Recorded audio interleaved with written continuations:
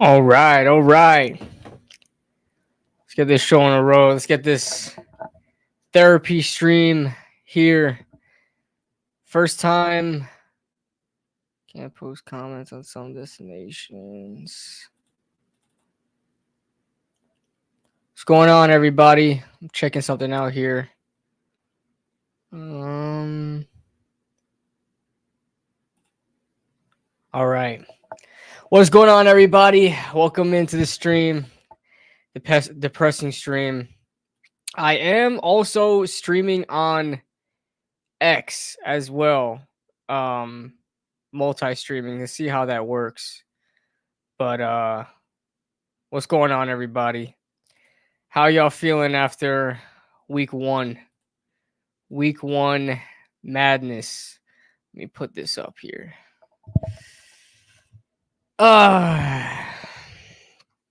So for those of you in here coming in, obviously I want to try to go live every week, do like a post stream, trying to gauge with you guys, because I don't go live very often at all. And I usually just talk to you guys either on Twitter or I talk to you guys in my YouTube comments. So I feel like this would be a better way to kind of communicate everything. Maybe we'll pull up some of the all 22 for things that we want to talk about and look at. But what's going on? Anybody in the chat? Make yourself known in the chat. Give you a shout out. I don't know how this works with X. I don't know how this works with X. I multi-streaming from X. I don't know if it's on or whatever, but we're rolling with it. We're rolling with it. Daniel Barry in the building. What's going on, Jaden? What's going on, Jaden? We gotta run our ones, bro. We gotta run our ones. We'll figure out a date and time. We'll figure out a date. New season of Rainbow Six came out, so that's taking my attention right now. The new season of Rainbow Six came out, so. But what up, Daniel? But listen. I just got off a stream not too long ago, about an hour ago, with Rio Robinson, Washington Commanders video maker. Listen, this is gonna be like our Super Bowl, man. Right now, like this is the game that probably the last game besides maybe Carolina. I got something to tell you. Probably the last game until Carolina where we actually will feel like we can actually win this game. But Washington is a must win, right? Washington is a must win. We're definitely going to talk about that now in this stream. And, we'll also talk about what happened in the past game as well against the Vikings. But we must be watching. Absolutely. It's a must. It's crazy though, man. It's crazy. The week one was a must win. Week one was a must win. And we couldn't figure out a way to beat the Vikings. Now, Washington, I think, is an easier opponent. I think Washington is an easier opponent. But something seems off. Something seems off. Daniel Jones is 5-1-1 against the Washington Commanders, right? Brian Daboll is like 3-0-1 versus the Commanders, okay? Everything, Kayvon Thibodeau goes off against the Commanders. Daniel Jones goes off against the Commanders. Everyone does. Saquon when he was here, RIP, right? Something seems off, guys. Something seems off. I don't know if there's a resurgence going on in Washington. Washington fans are still hyped up. Again, they did lose. Probably, I don't want to say worse. I don't think they lost in a worse way against Tampa Bay, but Tampa Bay is more of a understandable, formidable opponent where I understand that loss. And it's a rookie quarterback, a younger team. This is the third year in the Joe Schoen regime. And we'll talk about Joe Schoen and Brian Daboll because now that's become the topic of conversation after week one, where I think everybody now is in agreement with Daniel Jones. I mean, besides a few, I think everybody is in agreement when it comes to Daniel Jones where he needs to go, right? I'm seeing a lot of people on Twitter, on YouTube, guys that didn't used to think that way. They love Daniel Jones. I'm Daniel Jones all the way. I defend Daniel Jones. You give him another chance. Offensive line this, wide receivers this. Now that we got it, I think now a lot of people are coming to the light, including myself. I am not going to sit here and act like I was one of the guys rah-rah to have Daniel Jones leave. I try to look at everything from an optimistic point of view, as realist as I can get. Not too optimistic where it's like delusional, right? Just enough optimism where I'm still based in reality. I thought the most for Daniel Jones. I wanted, since we got Malik Neighbors, we missed out on quarterback. I was okay. All right. I was okay with not drafting Michael Penix, although I'm a huge Michael Penix guy, right? I was okay with not drafting Michael Penix. I was okay with not drafting JJ McCarthy. And we don't even need to talk about Bo Nix. All right. I didn't want Bo Nix.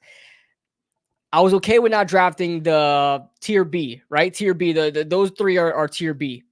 I was okay with not getting those guys.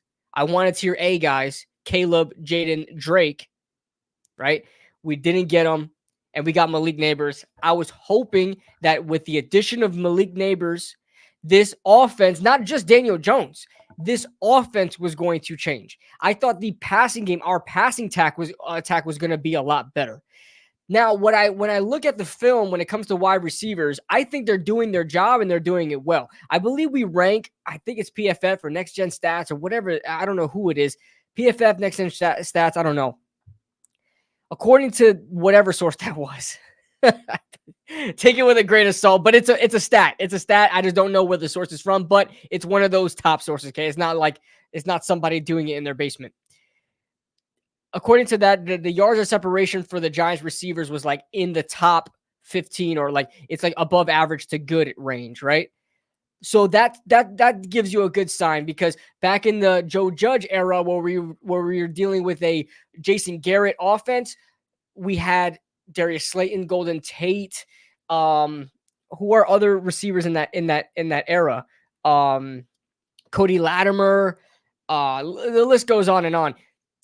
In that era, Sterling Shepard, and I was shocked with Sterling Shepard, the Giants were like the last in the league in yards of separation. Now that's becoming less and less of an excuse. Is the wide receivers not getting open, wide receivers not getting separation? Because if you watch the film, based on the play calls that were given, they were doing their part and getting open. Darius Slayton was getting open deep. Malik Neighbors, they were really working Malik Neighbors in that intermediate game. And Darius Slayton was kind of taking the top off. There was this one out and up that he got open, but Daniel Jones took a sack. They're getting open. That's fine. I'm okay with the wide receivers. Are they elite? Not in the slightest. Inexperienced. Jalen Hyatt still trying to get his footing in the NFL. Malik Neighbors, rookie, right?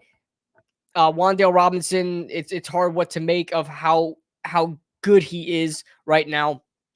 I think our wide receivers are okay, where this is not a topic of debate where is the wide receivers holding the quarterback position back like the conversation was before. Moving on to the offensive line. The offensive line, I've been talking with Bobby Skinner. I mixed them up. Brian Baldinger, Baldy NFL. I put out a tweet. I retweeted something that he said, and he commented back, and we were going a little bit back and forth.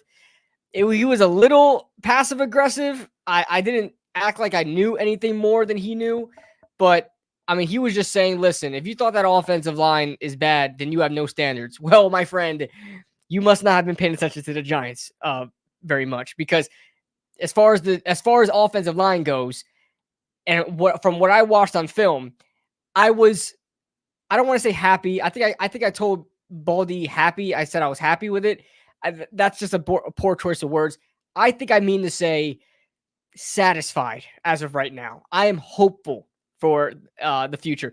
JMS, I'll be honest, is frustrating me. For all of you guys that wanted to say they wanted JMS in the first round, I hope you realize now that you were wrong. I hope that, because JMS, he is exactly what I thought he was. I didn't think JMS was going to be this bad, but I did not think he was a premier top center. I thought he was a good center. Like, I didn't think he was anything special. I didn't compare him to a Linderbaum. I didn't compare him to what's this dude's name? Creed Humphrey. I didn't compare him to Landon Dickerson when he was coming out as a center in the NFL draft. I didn't compare him to those guys because I didn't think he was on that type of level. And those are mid first round pick guys, right? The center position is not a valued position in the draft where you're going to get these guys being drafted in the top 10. Linderbaum, in his respective draft, he was being mocked early in the top 10, but look where he fell. He fell kind of farther than a lot of people thought, right? JMS is not doing very well. I'm sorry, I keep going off on tangents. JMS is not doing very well. Van Roten, I'm going to give a pass to. Van Roten is new. Van Roten was not part of the plans. He is a new free agent signing, and I'm happy he's here. I'm happy he's here because he's better than anybody else we would have put on the field behind him. So I'm going to give Greg Van Roten a pass, even though he is a very seasoned veteran, 34 years old, this, that, and the third. Who am I leaving out? Jon Runyan. Jon Runyan. What did I tell you guys about Jon Runyan? I know this is week one, but Jon Runyan was probably the worst offensive lineman we had on the field that day. Okay, Van Roten will take him for a run for his money. I don't know, man. All the interior guys didn't do well. I really think Andrew Thomas and Luminor did perfectly fine. I really enjoyed watching them on film. The interior offensive line, the zone running, JMS keeps slipping off of those blocks, and it's not getting Devin Singletary very far, right? Constantly, Devin Singletary is having to dance back there, try to juke off that middle defender, that defender tackle or nose tackle, because JMS is letting him go. Jon Runyan. What did I tell you guys about Jon Runyan? I knew, this is just week one, but I knew that he was going to be a problem. Not in a good way. Not in a good way. A problem. Jihad Ward. Okay? Jihad Ward was working Jon Runyan. Working him. Jihad Ward was somebody nobody really cared about when he was here with the Giants, right? Granted, he was kind of out of position where he was kind of playing more so the edge role, contain edge with O'Shane Ximines. In this defense, they were more so using him as a pass rushing defensive tackle, 3-tech, right? And he was thriving. He was putting spin moves on Jon Runyan with absolute speed and power. Like that was a Jihad Ward I never saw on the Giants. I'll be honest with you. Jihad Ward always looked very slow, very sluggish. His movements were slow paced. I'm trying to look at this Twitter. All right, I think we're live on X. This is my first time being live on X. So also on YouTube. So that's awesome. But yeah, the offensive line, I got off on a huge tangent trying to go on a deep dive with offensive line.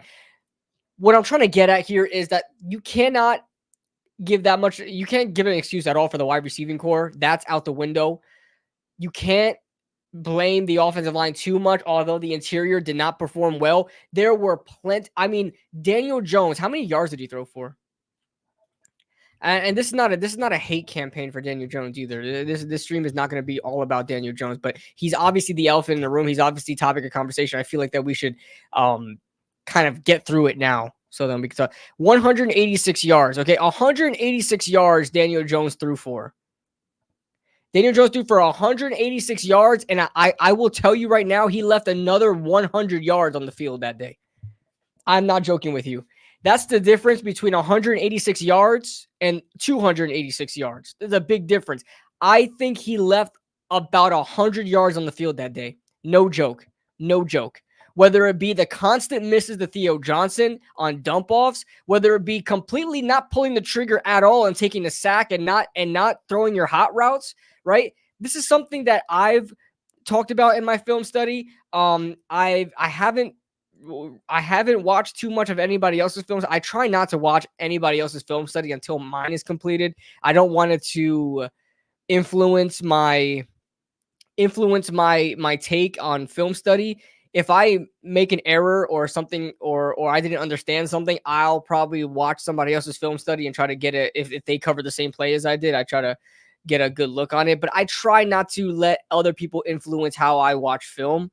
If especially like the same film. So there's that. But everybody was saying it. Jones left a lot of yards on the field that day. The interceptions, believe it or not, the interceptions I can't kill him for. That wasn't even the worst part, is what I'm trying to get at. Okay. That wasn't even the worst, but the interceptions weren't even the worst part.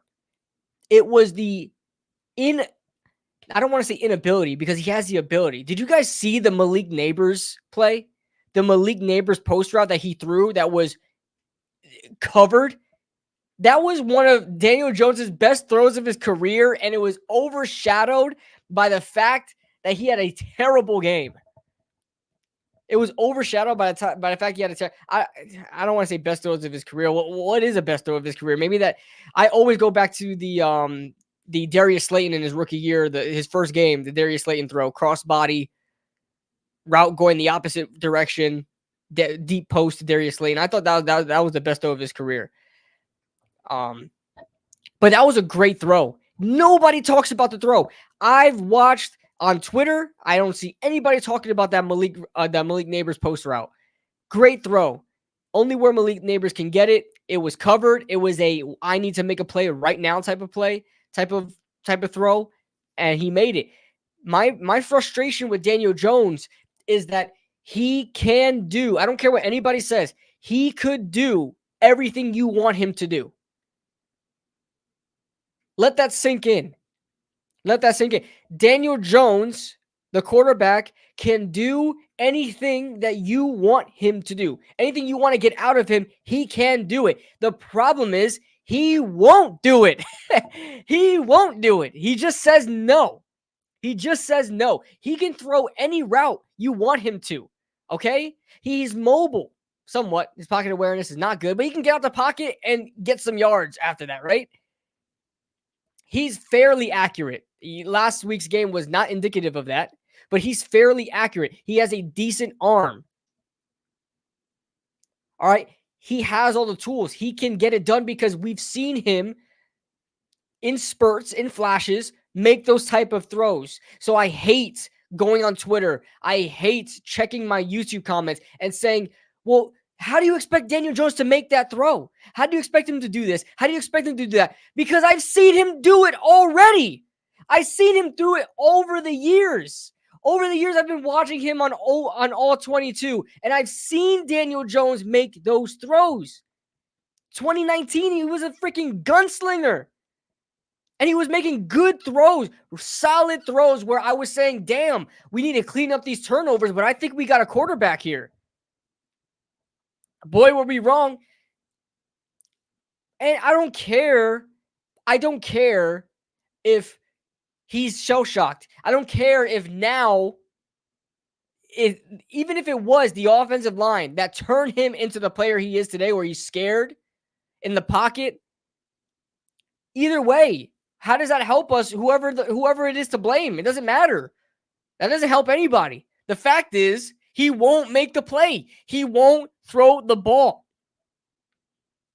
And if I'm here for any longer and you guys want to go over a little bit of film, I can show, I could just point you to my video I made. I compiled just a couple. It wound up being a 45-minute video, but just a couple of plays where I felt like Daniel Jones either didn't pull the trigger, was extremely inaccurate, or made a terrible decision. Like all of those things, or had bad pocket awareness. I've compiled a bunch of those plays in that film study, but if I have to go over them here, I will. I'll just pull it up. Let me talk to you guys in the chat a little bit. I kind of went on a ramble, but this is the aftermath, bro. I'm gonna try to do this every week. And we'll just go over what happened in the game, and we'll talk about And we'll talk about the next game, the aftermath. All right, so let's talk to you guys in chat. Jack Gloria says he had that really nice touchdown pass to Golden Tate against the Buccaneers his sophomore season, but sucked that. Was it the I don't think, was it the Buccaneers or was it the New England game you're talking about? Was it the New England game I think you're talking about? Oh, no. You're right. It was the Buccaneers game. You're right. It was the Buccaneers game. That's the game where Golden Tate was saying, "Throw me the ball. Throw me the ball." I remember that. That was like the end of Golden Tate right there after that touchdown, because the Giants coaching staff did not like that because they protect Daniel Jones. William, what's up? What's going on, William? Jaden says the pick six wasn't on him too much, and the other one wasn't a bad decision. Absolutely. We could talk about that real quick too. The interception. I know it is trendy to it's trendy right now to shit on Daniel Jones. I'll be like, let's keep it real, everybody. Right now, it is trendy to shit on Daniel Jones, and that's okay. That's okay. He deserves it. Fine, deserves it. But you don't need to attribute everything that happens to Daniel Jones. All right, that pick six. What did you want him to do there? I know. I sound like one of those pro Jones guys. What did you want him to do there? He had the ball. I understand he didn't throw it very hard. He didn't bullet it like completely fireball it. Brother, he had the ball for 1.1 seconds. Okay? 1.1 seconds. And that's snap to throw. So he had, between the snap and the throw was 1.1 seconds. So that means he had the ball he had possession of the ball for even less time. And we expected him to get grip on the ball and just dart it, fireball it in less than a second. Come on, let's be real here. Let's be a little bit more realistic here. Okay. He snapped the ball. He looked at Wandale, threw it, and intercepted Andrew Van Ginkel. If you watched it on all 22, go ahead and watch that play again. When Wandale Robinson goes in motion, by the way, what a obvious formation. I know it's a broken record. Everybody's said it already. I said it live on stream. What an obvious formation that you have trips a bunch, right? You got the wide receivers bunched up, right? Now, a little triangle in a bunch. And you got a outside wide receiver, so happens to be the smallest guy. Wandale Robinson is the outside receiver. Wandale Robinson is always put in the bunch because he's always the delayed route. The smallest receiver is always that delayed slant if you're running that bunch. Wandale Robinson was not one of those bunch receivers. He was the outside receiver. Who the hell is going to fall for that? Well, since when is Wandale Robinson an outside receiver? Then he motions inside. When you see him being motioned inside, you see Andrew Van Ginkel. He seems like the only guy looking over. You see his helmet. Look over. Look at Wandale in motion. And he goes like this, and he backs up. Before the snap was even made.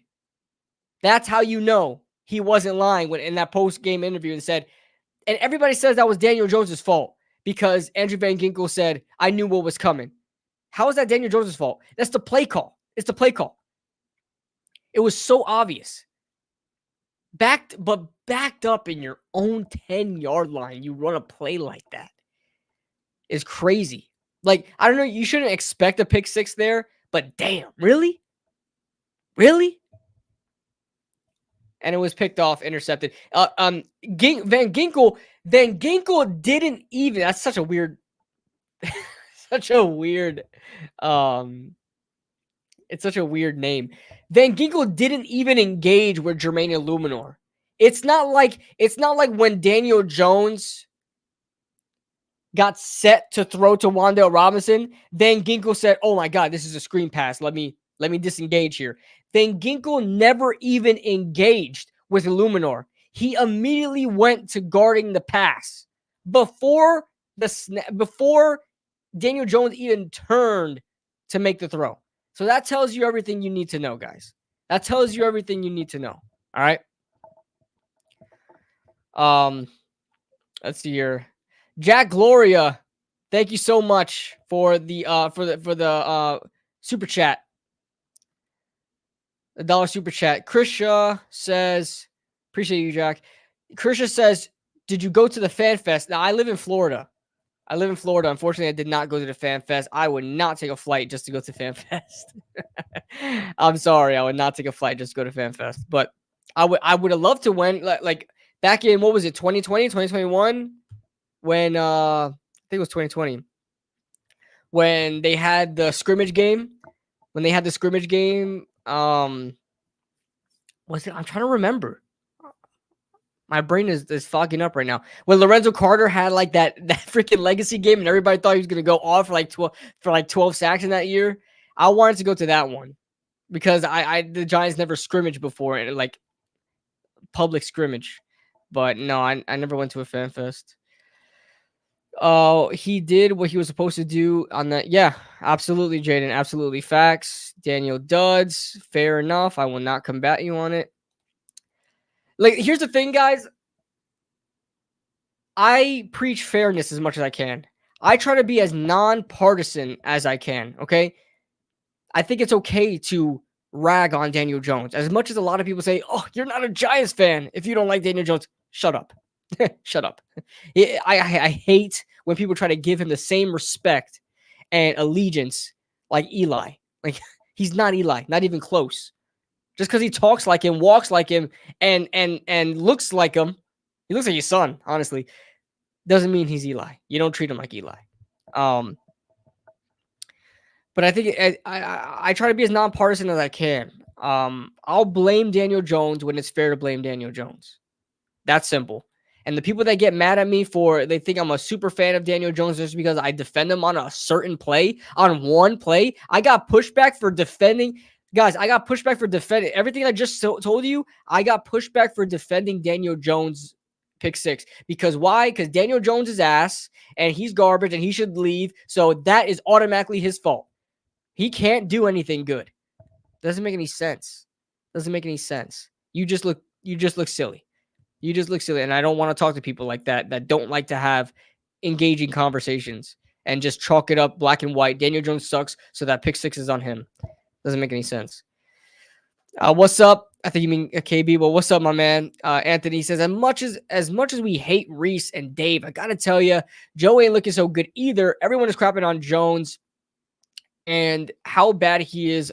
Only coach that could taken him to elite. Sure. Listen, as far as Joe Schoen goes, I'm sorry, guys, I got a gas bubble and I can't burp. Ugh. Try to breathe here. As far as Joe Schoen goes, absolutely, he's on the hot seat. As much as I really wanted Joe Schoen to work out, as much as I really wanted, and Door Gunner, I'm gonna get to your super chat in a second, my man. As much as I really want Joe Schoen to work out, I will concede and say, what has he done? Right? What has he done?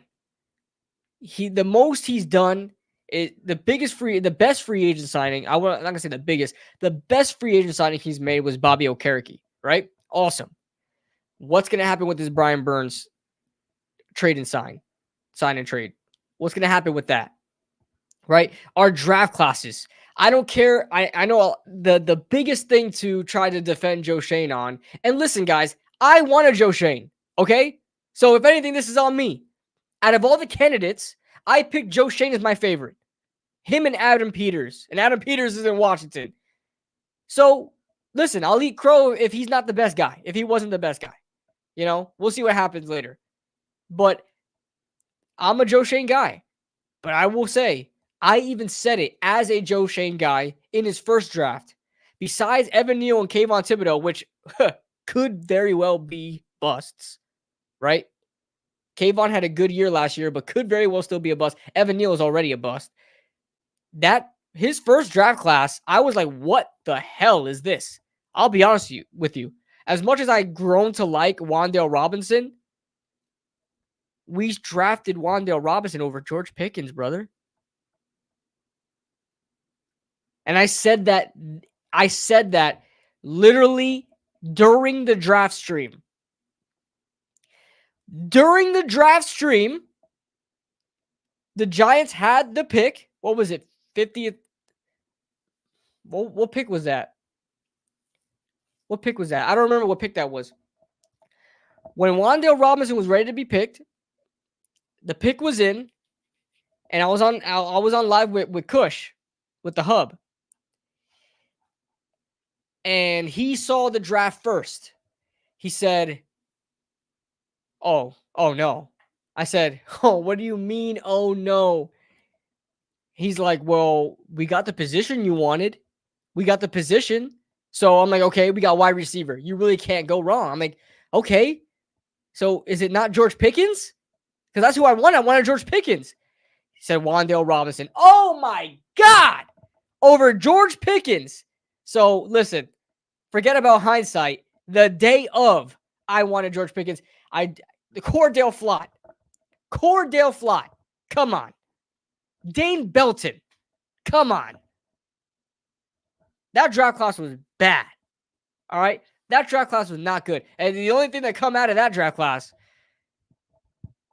you know who I'm talking about. Micah McFadden. That's right. The only glimpse of hope, the light at the end of the tunnel,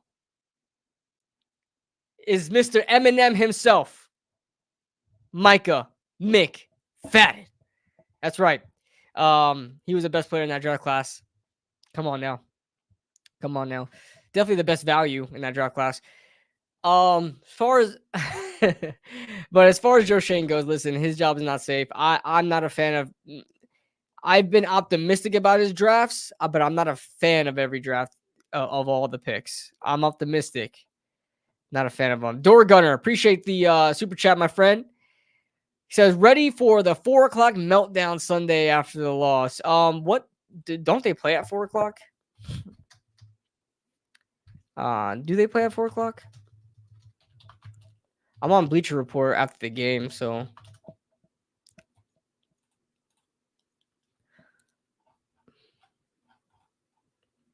Oh, it's at 1:00. Okay. Why did I think it was at 4?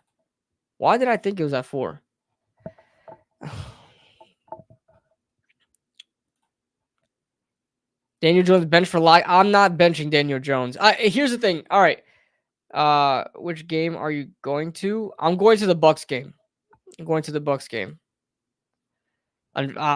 can't believe I'm taking a flight over there, but my coworker is a Bucks fan. He wanted to go see the Giants Bucks because I'm a Giants fan. He's a Bucks fan. We both thought our teams were going to be somewhat competitive this year, so I told him, "Are we still going to New York, man? We still going to Jersey?" He's like, "Oh yeah.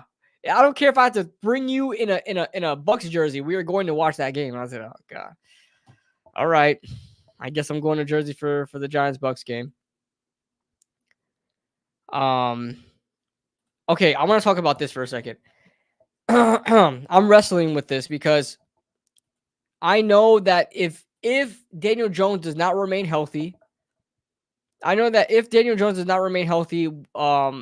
the season, we'll have to pay him injury clause money, right? There's an injury settlement money, whatever. I understand that, and I know it will probably rob us, but I don't care because I am tired of hearing this fan base saying that we don't have a good sample size of Daniel Jones. I don't care. I'll pay the price. I want Daniel Jones to have no more excuses, no more let's see what happens. Nothing like that. I don't want to hear anybody say, especially the front office, because it doesn't matter what the fan base says, especially the front office. I don't want to hear Joe Schoen say out of his mouth again, or John Mara say, well, he got hurt, so we really have to see what we have in Daniel Jones in his 7th year. He got hurt. No. Let Daniel Jones, if we're all confident, we are all confident Daniel Jones is not the guy. Let Daniel Jones show why Daniel Jones is not the guy. Let him show everybody himself. Let him play. Let him be him. Let him be Daniel Jones, and the rest will follow. Okay? What good does it do us besides people's like mental insanity because they see Daniel Jones on the field and they just like go into like rage mode. What incentive does it provide the Giants to have Drew Lock out there? You want to see if Drew Lock is the guy? You want to see if Drew Lock is the bridge? Tommy DeVito? I don't care. I don't care about any of those guys. Just let Daniel Jones play. Because if I have to hear at the end, because if Daniel Jones gets benched, well, if he gets benched, it's pretty much over, right? If he gets, but still, I want to cover all my bases because I do not want to hear the front office and the fan base, say, we still didn't get a good look of Daniel Jones. I will lose it. I will flip this table. I will put a bigger hole in the wall than the one right there. All right? But yeah, just wanted to talk about that one. Any more super chats? No, we're good. All right. If you guys put in super chats, I'm gonna try to read it first thing. I'm sorry. I always get distracted. I don't want to disrespect you guys that are putting in super chats. If you guys put in a super chat, I will read it first. I promise. I will stop what I'm doing and I'll read it. I just get sidetracked a lot, so I'm sorry. Sorry for making you guys wait. I hate that dumpster juice. Beat us regularly. Now that people are done defending Jones due to the receivers and O-line, people are now going to use Jones to defend Daboll.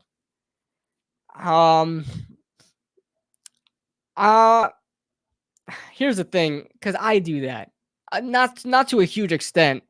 I'll put Daboll at blame here, but I don't want Daboll to go. I'm not. It's not like an attachment for me. I really do feel like it's intuition. Whether my intuition is right or wrong, at the end of the day, I don't make the decisions. Right? I'm not the owner. Don't work for the Giants. But my intuition tells me that he's the guy. My intuition tells me that Brian Daboll is the guy. You don't take a team and overachieve in 2022, take him to a playoff run and a playoff win with Daniel Jones, okay? And a terrible offensive line with Evan Neal starting there. And then 2023, believe it or not, guys, I will tell you this right now. Believe it or not, guys, based on everything that happened in 2023, we still overachieved. So not only did the Giants overachieve in 2022 by going on a random playoff run that nobody saw coming. Let's be honest. Nobody saw this playoff run coming. And we still went to the playoffs. That was an overachievement. We didn't really think that was a team that was the New York Giants. Like, that was who they were. It was because of Brian Daboll. 2023 happens, and they still find a way to win 6 games. They still find a way to win games with Tommy DeVito at quarterback. Going through a quarterback carousel, right? Yeah, Daniel Jones go down. Tyrod Taylor started, eventually went down. Daniel Jones comes back in. He goes down. Tyrod Taylor goes out. I think I'm getting the timeline mixed up. But anyway, it doesn't matter. It was a quarterback carousel, right? And we still found a way to win 6 games. It was because of Brian Daboll. I don't care what anybody says. I think he's the guy. I think he will coach the hell out of his team. He didn't have a great game. Nobody had a great game last week. I'm not excusing anybody. Brian Daboll is very much at fault for what happened on Sunday as well. But I still think he's the guy. I want to give him a quarterback of his own. You can tell. If you watch Hard Knocks, you can tell Brian Daboll doesn't really want much to do with Daniel Jones. You saw all the stuff that happened on the sidelines with Brian Daboll and Daniel Jones kind of going off at him. Probably unfair, right? Probably a little too much. But you can see that Brian Daboll, if he had his way, would not have Daniel Jones as his quarterback. Let's be real and honest here. So I feel like give Brian Daboll a quarterback. Give him a quarterback.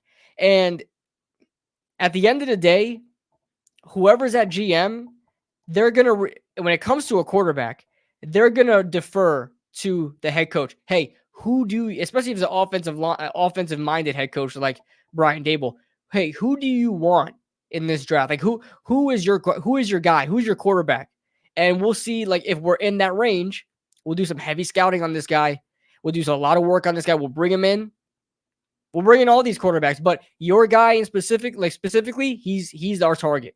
The GM is not going to stand in the way of that. Similar enough, look what happened in 2019. Look what happened in 2019. Who believed in Daniel Jones the most? Who liked Daniel Jones? It was Pat Shurmur. It wasn't Dave Gettleman. You think Dave Gettleman wanted, like, he knew everything about Daniel Jones and he wanted Daniel Jones to be the future? No, he deferred to Pat Shurmur and said, who is your guy? He said Daniel Jones. I don't know why. Maybe if Pat Shurmur was still here, Daniel Jones would have developed into a better quarterback, but he was not a good head coach. That's the problem. So I don't really care who's at GM. I won't lose any sleep if Joe Schoen gets fired. As much as I like the guy as a person, I think he's an entertaining guy. I really enjoyed watching him on Hard Knocks. I thought he was a perfect candidate to watch first. I thought he's charming as a younger GM. He's full of life, energetic, and you could also read his expressions on his face when he's mad, upset, indifferent. So I enjoy watching Joe Schoen. I still won't lose any sleep if the Giants fire him because he had a legitimate reason of being fired. He did not put the right roster in front of Brian Daboll to work with. I know Brian Daboll and Joe Schoen work lockstep in a lot of these decisions that are made in the draft and free agency, but at the end of the day, it's on Joe Schoen. It's on Joe Schoen. He still are going to pick the guys that he wants.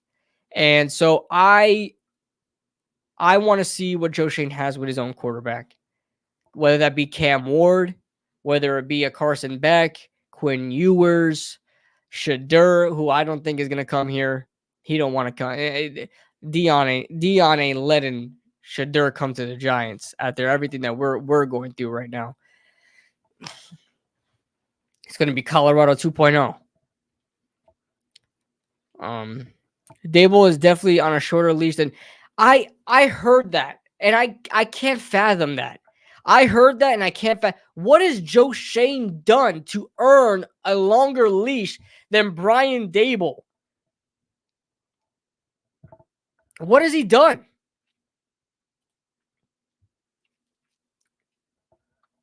Brian Daboll has won Coach of the Year.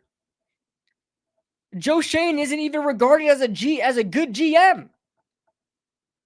I just spoke. Actually, everybody listening to this right now, listen to what I have to say. I just spoke to Rio Robinson, who is a diehard Washington Commanders fan. Great content creator. I enjoy working with him on NFC East RoundTable. He's a great dude. We just talked. We just had about an hour conversation about getting ready for the Giants-Washington game. You know what he told me? I didn't even think he was going to say this. You know what he told me when we were talking about Brian Daboll? He said, everybody, let's not kid ourselves here. Brian Daboll is a damn good coach. And I was shocked. I'm happy that somebody outside of the fan base can say that and they recognize that. I'm telling you, mainstream, everybody recognized Brian Daboll. He's a good coach, bro. I know he has his faults, especially on the inside. You know, a lot of people, the whole Wink Martindale debacle. Brian Daboll's a good coach. I don't care what anybody says. They still play hard for him. Whether the execution is there, not really. But they still play hard for him. They still like him. A lot better than Pat Shurmur. A lot better than Joe Judge. I don't understand how Schoen has a longer leash than Daboll. That doesn't make any sense to me. And I'm not going to sit here and wave the flag for Brian Daboll, right? I'm a huge Brian Daboll guy. But I told you, I try to be as nonpartisan as I can. If my guy is affecting how my team is playing, is affecting my team's success, I'm gonna have to, shed a quick tear and say, all right, we have to go our separate ways. If you love them, let them go. That type of situation. If you love them, let them go. I don't think that for Brian Daboll yet, man. I'm not saying Brian Daboll needs a perfect roster ahead of him to be successful. I'm not trying to be like that. I'm not trying to add that whatsoever. I'm not going to constantly create excuses. All I'm asking, I'm not even excusing him for the job that he's done over the years. He's had bad time management issues. He's had bad personnel issues. He's done a bad job organizing the 53-man roster. We've seen that this year. We've seen that every single year, as a matter of fact. We've seen discrepancies with the 53-man roster. We've had a whole situation here with Deontay Johnson and Javarius Owens, and then Gunnar Olszewski not being healthy, and he's still taking up a roster spot.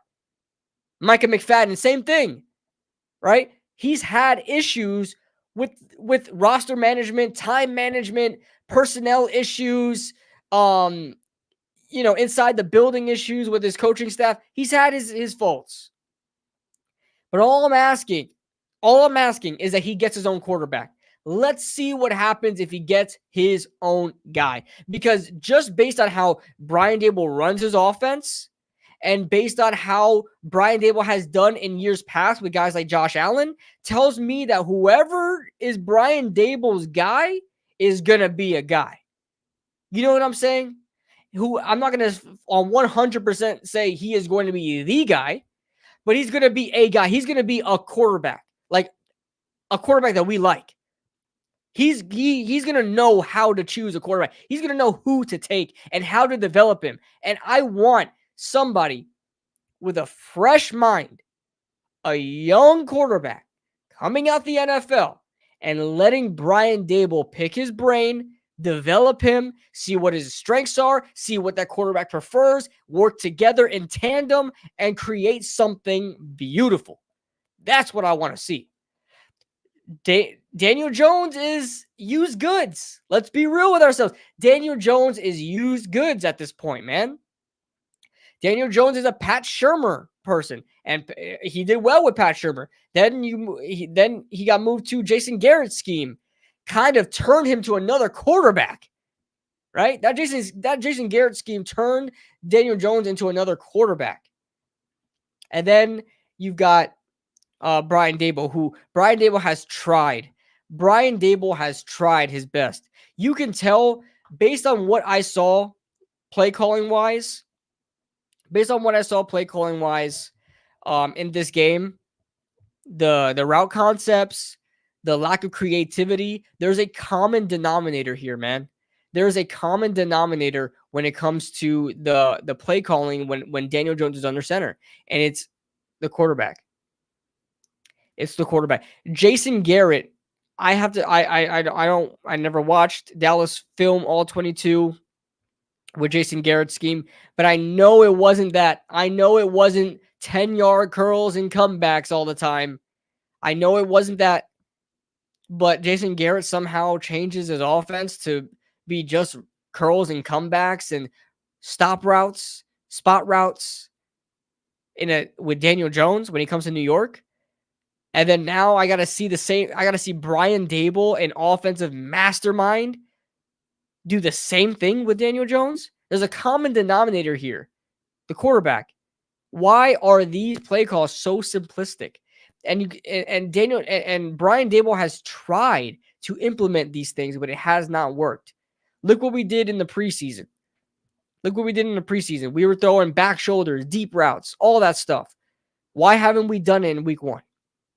Why didn't we do it in week 1? Ask yourself that. I feel like Brian Daboll is held back by Daniel Jones. He is. He's not able to implement everything he wants to implement. He's not able to implement that offense he wants to implement. I want to give Brian Daboll that opportunity to get his quarterback, pick his brain, develop him, and have that quarterback as a baby learn that playbook so that one day he could be a master at it. You know, it's too late in Daniel Jones' career to do it. Too late. Alex, what's up, my man? I was just on Alex's stream a couple of days ago, guys. If you haven't already, check him out. Awesome content creator, and also a presence on Twitter. He's also occasionally asking our head coach some questions. He's also how do we title you, Alex? Is it like a you not like a beat writer, a reporter? What's the title? What's the title that you're aspiring to? What are you aspiring as? But yeah, guys, he's went viral a couple of times asking questions at the Senior Bowl, asking questions in pressers with Brian Daboll. Great guy, great guy. Proud of him. I feel like an uncle. I feel like an unk. You know what I'm saying? Seeing all these young content creators do something, man. Like Alex and Kush out there in college. Kush, I feel like an unk. So I'm proud of you, son. I'm proud of you, son. Josh Allen could be an outlier. I don't think, you know why, Jaden? I disagree. You know why I disagree, Jaden? Is because Josh Allen was a project coming out of college. Everyone knew he was a project coming out of college. Everyone knew he was a projected pick more so than a safe pick when he was drafted, right? Brian Daboll, like, developed him over the years. Now, it wasn't a fast development. It takes some time. Josh Allen was damn near a quarterback bust. You know how many articles I read, how many YouTube videos I watched of Josh Allen on how he may be a bust? And I remember watching these things and saying, well, yeah, he's a freaking quarterback from Wyoming. He's a quarterback from Wyoming. You know, I didn't think too highly of Josh Allen. I'll be honest with you. Brian Daboll in that third year. A lot of people like to attribute it to Stephon Diggs. I get it. But the fact that Josh Allen is still Josh Allen right now, like I really give Brian Daboll a lot of credit for Josh Allen. Maybe not all of it, because Josh Allen's still a great player. He was a first round pick, this, that, and the third. And Stephon Diggs as well. There's a mixture of things that happen. And I think Brian Daboll, is a big part of that. Aspiring reporter and sportscaster, but till I achieve my feat, I'll take content creator. my man Alex. Appreciate you, bro. Give me a second real quick as I clear my airways.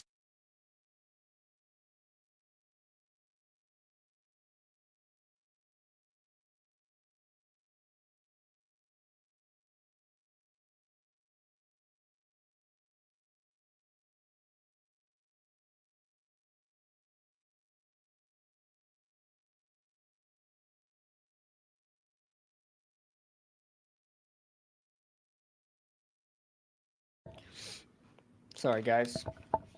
I don't know about you guys. I don't know how you guys' sinuses react, but when you talk for a long time, your nose just gets stuffed up and you can't breathe. That's me. So you can imagine me when I'm calling these games every Sunday and like every hour on a 3-hour live stream. I gotta like freaking clear my sinuses. But yeah, Tristan says, "Do you remember Ron Effect?" Yeah, I remember Ron Effect. He's back. He's making videos. Good for him. Daniel Jones hasn't thrown up. Yes, I know. It's a crazy stat, man. That's a crazy stat. It's a crazy stat. Daniel Jones has not thrown a touchdown pass in 365 days. Let me look up something real quick. That's crazy, man. And that was since week 2, the Cardinals game. Oh my God! Hold on. Shannon Sharp is live right now. Hold on. What am I missing? Emergency stream? Where'd it go? 182,000 people watching. Yo, will we get copyrighted if we watch this together? If I pull this up on stream, will we get copyrighted? Is this copyrighted content?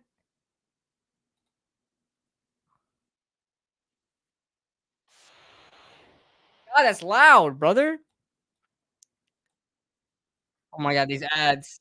No, I gotta see this, bro. Come on. Nah, all the comments are going crazy saying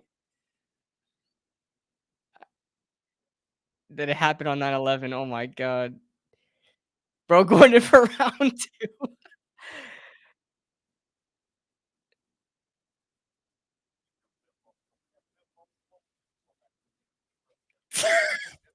He's taking he's hold on. Hold on. Oh, no, Unc. Unc, stop it. Hold on.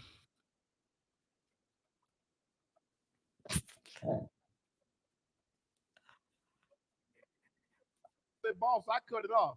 I said, you did? Because I was like, well, I don't even see IG Live no more. He said, nah, boss, I done cut it off and I done, took it down. Yeah. I'm like, I said, Can anybody? you guys see Like, this? so my next question, I said, you think anybody saw it? This man, he was like, boss, really? He's like, Man. yeah, they saw it. Yeah. I was yeah, like, yeah. oh man. Matt, So- I understand the embarrassment on your part from that perspective, but there's another perspective that you can look at where you don't have to feel too embarrassed. You feel me? Because Bro, mean, because he's you standing was on hell when business, you bro. was You put well. in You that hear me? work. Huh? Now, if it was an embarrassed performance, then there's a reason. Now the whole oh, no, world. no, no, no, no, no, no. Yeah, I'm just telling you. I'm telling you. So the embarrassment part, you don't really have to feel bad about yourself. You can go places. You They can walk around with your head high. Women gonna look at you Ocho different. Ocho is basically Because if saying they you didn't can't know, feel now they embarrassed, know. bro, because you were putting in that work Ocho, and we Yes, heard sir. it. real talk. They call these draws for the Hall of Fame. These draws go into the Hall of Fame. You know, when you have an outstanding performance, they want the jersey, the cleats, the glove. Oh, these draws go into the Hall of Fame. I ain't lying to you, Ocho, for real talk. I'm glad you're feeling better. I'm glad you're feeling better. But I'm gonna go back upstairs. I'm gonna go back upstairs. We're not gonna watch everything. I just want to see what he's talking about. Ocho, man, come on, Ocho. You know me. You know how private I am. yeah, but I mean, I everybody, don't think people get the level of privacy. I think everybody knows you. Everybody that is close to you Bro was understands. growling. Everyone that's been in your life or been around you, whether it be teammates, friends, associates, everybody knows how private you Bro are. was That's growling. why when it first hit me, and I'm reading after when I got off My set in Michelle. Philly, I'm looking at my phone. I say, no, My hey, Michelle. not my unc that was just chastising me 2 days ago. You can't get about, over that, Ocho. I'm just saying about being It's a funny because he professional was and all telling this, Ocho but that again, mistakes he needs to happen. be So more that's why private I'm in giving his you that life and grace. everything. Like I was This given is- grace at being afforded a second chance at what I love to Oh do. my god! All right, You gave me that opportunity. Inside the NFL gave me that opportunity. EA, Madden gave me the opportunity. ESPN is give me the opportunity. All the people that's endorse and sponsor me have given me that second chance. All right, we're done with that. We're done with that. I'm sorry. I had to pull that up. I had to pull that up. Because I just pulled up my YouTube because I'm checking my channel real quick to make sure everything is good. And that's too funny. That is too funny, bro. Holy moly. Oh, bro is growling. Oh man. Oh, we have this was a good stream. And I know it didn't look like that on YouTube, but I'm streaming on X and Twitter. X and Twitter. YouTube and X. I just say Twitter. I hate saying X. I feel so weird when I say X. YouTube and Twitter. I'm streaming from both platforms. I had like over 50 concurrent viewers in here, man. So that's awesome. Maybe I'll do that from now on. I will do that from now on. But listen, man. Look, going into this Washington game. I'll be honest with you. I still think we have a chance of winning, but it just sucks. It sucks all the room. Sucks all the room. Sucks all the air out of the room when the state of this New York Giants team right now is not good, and you are trying to have some hope of beating the next team. Like, oh man, I think the Giants are going to beat the Washington Commanders. Like, what does it matter anymore? You know what I'm saying? It's like this team is so butt. This team is so garbage. And I still have the Giants winning, and I want the Giants to win. I will never. I can't root. I don't have it in me, bro. I don't have it in me to root for my team to lose. I don't have it in me, man. So, room for my team to win. I'm good off beating the Commanders tank for Ward. Yeah, I mean, there's so much quarterbacks. Another like a big group of quarterbacks going out. Like you may not need a top 5 pick to get Cam Ward because he's not regarded as one anyway.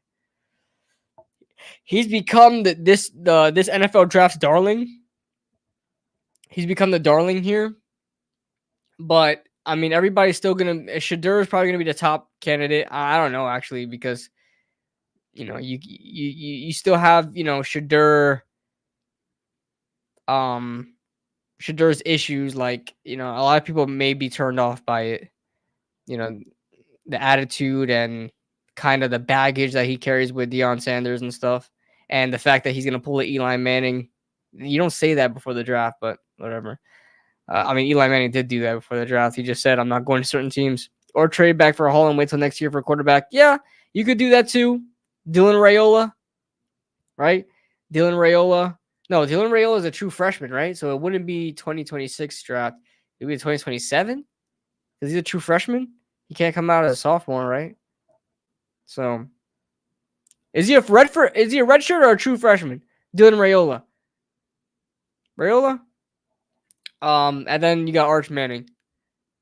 And you got Arch, but I don't really know who else is supposed to come out in that draft. But this year it's like Jackson Dart, Carson Beck, Shedeur, Cam Ward, Quinn Ewers. There's a lot of guys again. A lot of talented guys again coming out in this draft. So Arch or Nico, I'm not even gonna try to pronounce that. I am a Leva. I am a Leva. I am a Libra. I am a zebra. I'm gonna leave you. I don't know. I don't know. The Tennessee QB. I don't like Tennessee quarterbacks. I don't like their air raid system, bro. I'm scared. I'm scared with Tennessee quarterbacks. But were Giants fans that divided when they initially drafted Daniel Jones in 2019? No. It was like very. Everybody was in unison that they didn't like Daniel in 2019. Everybody was in unison. The fan base started to split apart in 2021. 2021, the fan base started to split apart because in 2019, everybody hated it. At the end of the 2019 season, there were people I don't think anybody still hated Daniel Jones. At the end of 2019. I think everybody knew that he turned the ball over a lot, but everybody, like, he threw like 24 touchdowns in his rookie year. In 12 games. He threw 24 touchdowns in 12 games. He almost broke the rookie record. If he would have played those those rest of the 4 games, he would have broke the rookie record that Baker Mayfield had with 26. He would have broke it. And I think he had 26 total touchdowns, and I think he had 2 rushing touchdowns too. So there's that. I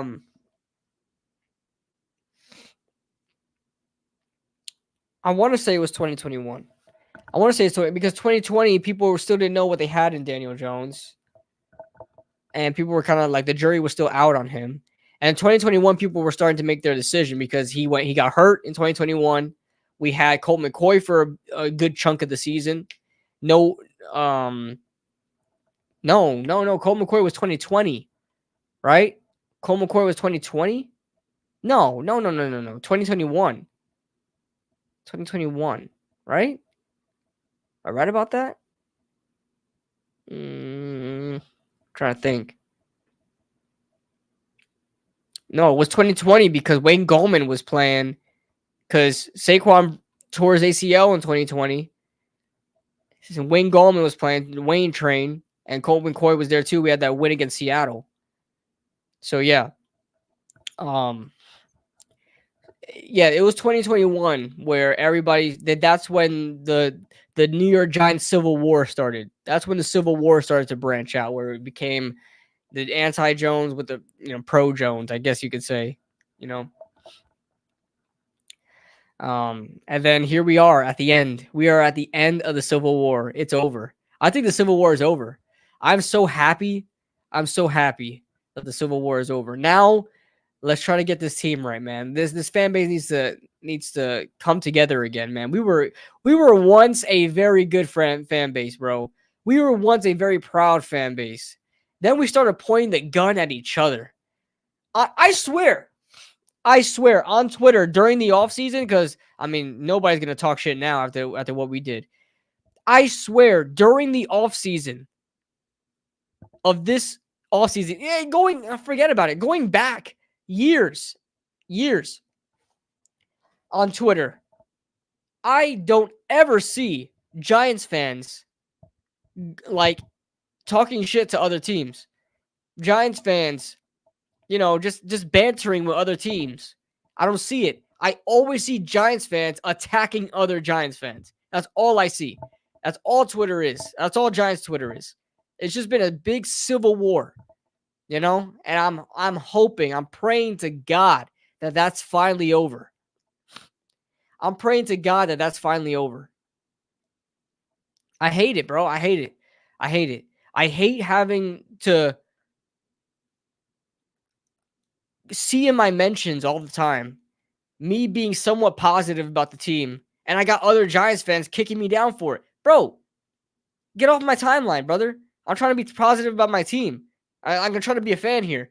And then on the flip side of it, where I can call out something that's going on with the Giants that is obvious, whether it be about Daniel Jones, whether it be about Brian Daboll or Joe Schoen or the draft class, I get Giants fans in my mentions talking about I'm not a Giants fan because I have this take, because I'm calling out. I'll tell you what. You guys ever had friends? That never say, hey, bro, your shirt stinks. Bro, just want to let you know you got something in your nose, bro. You guys ever had friends that don't do that? They don't let you know about anything. They just don't, they don't want to hurt your feelings. Or you did something wrong. Hey, bro, you shouldn't, bro, I don't think you should talk to your girl like that, bro. To be honest with you, I think that's kind of disrespectful. Or whatever the case is. You ever have friends that don't do that? They're not your friends, brother. They're not your friends. Your friends are going, and your family, your true people in your inner circle should be the first ones to call you out. You shouldn't have to wait for the people on the outside to call you out. Your true friends, your true family are going to say it with love, of course. You're going to say it with love, but they're going to say, hey, bro, bro, did you forget deodorant today, bro? You stink, bro. I'm not going to lie. And bro, did you bro, you need a napkin? There's something in your nose, bro. There's something in your teeth. Those are the people. And they don't say it rudely. They don't say it, trying to bring you down, but they do it because they care about you. The people, what I'm trying to get at is the fans of any team, but more so the New York Giants. The fans of the New York Giants that act like everything is Candyland. Everything is great. It's a utopia over here. Those fans, I will never say you're not a true fan. I'll never say you're not a fan. Those fans are just delusional. I don't want to say it as a derogative term. I don't want to say it as a negative connotation on you. But you're just delusional, man. Do you really care? Or do you want to pretend for your own sanity? You want to pretend that everything's okay. You know what I'm saying?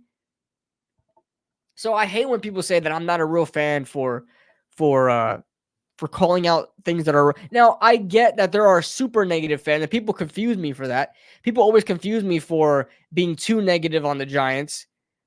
They all, oh my God, all the Jonesers out there, say, oh yeah, you probably, this and that about Daniel Jones. I'm like, man, I've probably converted more people to like Daniel Jones than you ever have.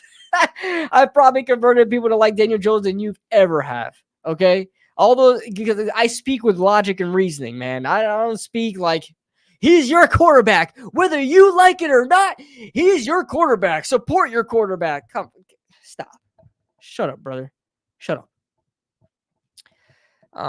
What quarterback we get it for the future, bro? I like Cam Ward. Man, that first game was awesome. I have a little bit of a problem with his throwing motion. And watch, everybody's going to say that I'm not a Cam Ward guy. Why are you complaining about Cam Ward? Are you serious? Right now? He's a great quarterback. I'll be honest, I have a little bit of problem with his throwing motion. He kind of like pushes the ball a little bit. And that's not something I would ever like not draft him for, but it looks awkward. It looks awkward a little bit. His throwing motion looks a little awkward. I don't know if it's his footing, the way he like he stands before he throws it. I don't know if it's his motion. I'm not really sure. I have to look on it more, but when I was watching him, I was like, something seems off about the way he throws the ball. But that man can play.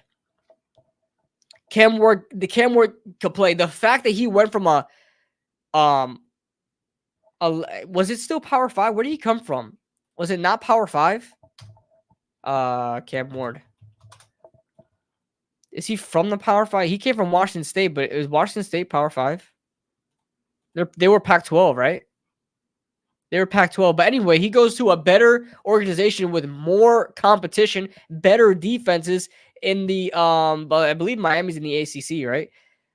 Goes to Miami and is playing even better, just like what we see from Jaden Daniels. Just like what we see from Jaden Daniels. Jaden Daniels was a terrible prospect at Arizona State, comes to LSU and plays even better. That means he developed, playing better competition, playing up to the competition, and he was a 3rd overall pick. That's the same trajectory we're seeing with Cam Ward. Now, Cam Ward was already projected like a 2nd-round pick if he were to come out in last year's draft, but he's looking a lot more like a 1st-round pick than a 2nd come this time in the draft. So, shout out to Cam Ward, man. I'm a really big fan of him. I'm on a Cam Ward. Yeah, King Taj. Yeah. Dart scares me. Dart scares me. I like the deep ball. But something seems off about Dart. I don't know. He seems like one of those. I can't even explain why. So don't, quote me on this. I can't even explain why, but he seems like one of those quarterbacks that kill it in college, but won't do anything in the NFL. You guys know the type of quarterbacks I'm talking about. I see like Will Grier.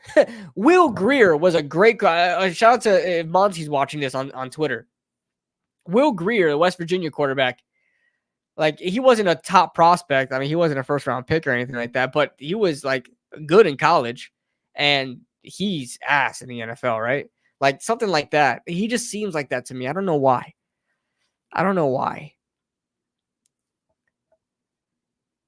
I'm not a Milroe guy. Jaden, you already know. I'm not a Milroe guy. I'm still mad at Milroe because I'm a big Jermaine Burton guy. I feel like Jermaine Burton was so screwed by Jalen Milroe.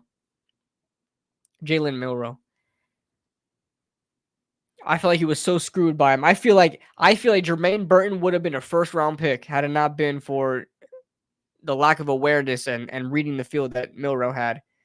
Sometimes he couldn't even get in the ball. And I'm not happy with Milroe. I don't like Milroe like that. People really think, yeah, they'll find out. They'll find out soon enough that he's not. People just like him because he's a flashy player and he's from Alabama. And Alabama has recently put out a lot of quarterbacks, in recent memory. So that's why people like Milroe. I'm not a Milroe guy. Nope. I don't think he's a 1st-round pick. There are very little amount of people who actually agree with me, but people do agree with me. And you, Jalen. Oh my God, I get confused. But Beck is probably the most boring option. Yeah, you're right. Yeah, that's why I don't want to be boring. Carson Beck can throw the ball, but like, can you move? Can you move around a little bit? I like Cam Ward. He's got aura. I like Cam Ward. And on top of that, I like Cam Ward's leadership because Cam Ward, you saw that video with Cam Ward and Shedeur a couple years ago that they went viral last year. I think it happened a while ago, but it just started going viral. At least that's when I saw it. It was viral. But like you could see the stark differences between Cam Ward and Shedeur Sanders, the maturity level and the sense of seriousness from each other. I feel like Cam Ward is more of a leader, more of an NFL leader than Shedeur is for sure. I think, I'll be honest with you, as much as I like Shedeur, I was on the Colorado train when Deion first got there. That arrogance, that holier than thou, that my shit does not stink type of mentality is really old, really stale, really annoying and frustrating. And NFL teams will not put up with that. They're not going to put up with that. Because when you draft Shedeur, you're going to be drafting Deion Sanders too. You're gonna be drafted, and people came at me for that. People came at me for that.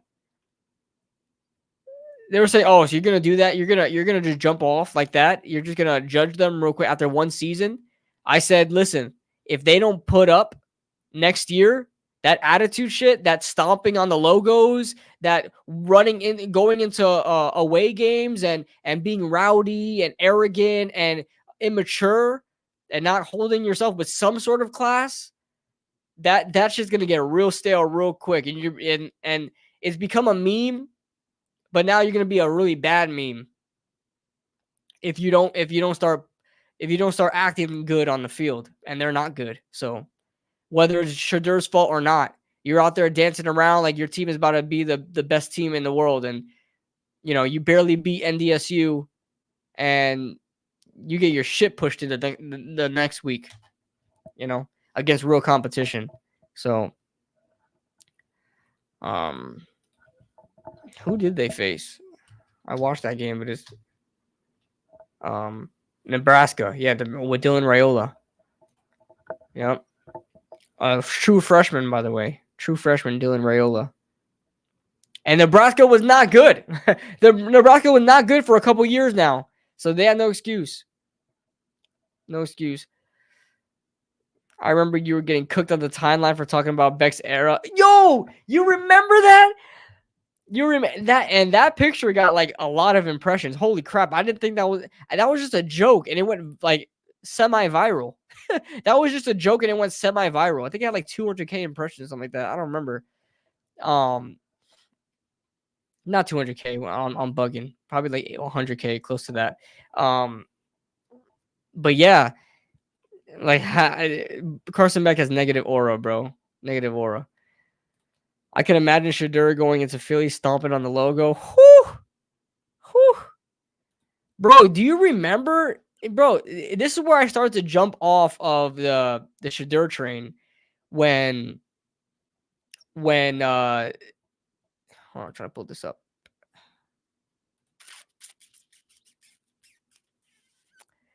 This is when I started jumping off the Shadur train when it was week 3. They were coming off. Week 4. They were coming off 3 straight wins. Was it? They were coming off 3 straight wins, and I think it was week 4 against Oregon, and they started stomping on the logo, started getting all rowdy and stuff like that, and they got their shit pushed in by Bo Nix and the rest of Oregon. It was bad. Oh, yeah. You're not going to draft a quarterback because of how he looks. First of all, it was a joke. I'm not going to not want Carson Beck because he's ugly. That's not why. It was just a joke, but people really took it seriously. Then they say, you want to date him? You know who all these people were? Jaden, all these people were? Guys that hate Daniel Jones and just want a quarterback. They just want anybody at quarterback. And so they were getting mad at me for joking and saying I don't want Carson Beck because he's ugly. So they seem more in love with they seem like they want to date him more than I did. So there's that. All right, guys, I'm gonna wrap this up. It's a fun stream. I'm gonna keep doing that. I'm gonna stream on YouTube, and I'm gonna stream on Twitter. So I just get more viewership, like more people engaging. So, and on top of that, if you're watching from Twitter, you can hop on YouTube. So, I appreciate everybody popping in here. Had a lot of fun. You guys are awesome as always. I'm going to be live. This one's going to be a fun one. I'm going to be live on Friday night, same time, at 8:30. I'm going to be live, and we're going to go over the film from Washington versus the Buccaneers, and we're going to scout. We're going to scout together. Washington versus the Buccaneers. So, that's all I got for you guys. Quick little promo. I should have done this already. They want the ad read, but I have it here. I got it here. Check out BetUS, guys. BetUS, 150% bonus, up to $2,000 on your first 3 deposits. Check out BetUS. There is not a better promotion out there at all from any sports book sites at all. Check out BetUS. You will not be disappointed. It's a great interface. It's not confusing. It's very to the point. It's not a lot of crazy graphics everywhere. I like to use it. So check out BetUS. Like I said, enter promo code YouTube150 to get that 150% bonus up to $2,000 in your first 3 deposits. And I am out. Thank you guys for watching. For those of you guys that are watching on X, go ahead and go into my YouTube. I got my link tree is there, YouTube, to come on here on YouTube and subscribe if you're interested. And guys on YouTube that are watching on YouTube, hit that like button for me. Helps out the channel a lot before you go. And that being said, we will see you guys later. Go Giants.